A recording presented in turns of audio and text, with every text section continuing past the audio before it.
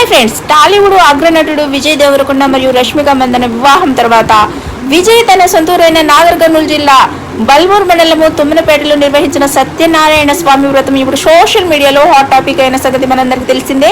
ముఖ్యంగా వ్రతం ముగిసిన తర్వాత అతిథులకు గ్రామస్తులకు నాన్ వెజ్ వడ్డించడంపై నెటిజన్ల మధ్య పెద్ద చర్చ నడుస్తుంది. అయితే దీనిపై గట్టిగా బదిలిస్తున్నారు తెలంగాణ నెటిజన్లు.